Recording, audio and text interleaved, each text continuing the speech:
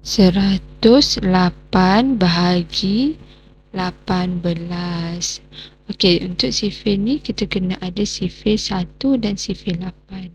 Okay, 1, 2, 3, 4, 5, 6, 7, 8, 9, 10.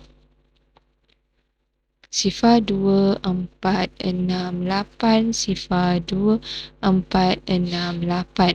Sifar 1, 2, 3, 4, 4, 5, 6, 7, 8.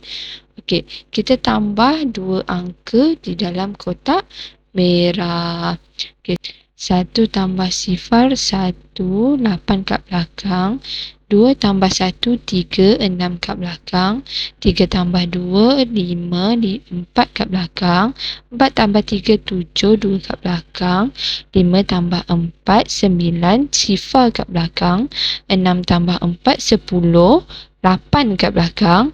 7 tambah 3, 12, 6 kat belakang. 8 tambah 6, 14, 4 kat belakang. 9 tambah 7, 16, 2 kat belakang. 1 kat depan, tulis balik. Sifar tambah 8, 8. Sifar kat belakang, tulis balik.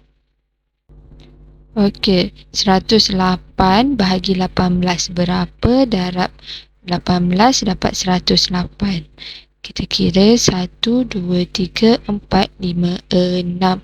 6 darab 18, 108. Okey, sifar-sifar siap.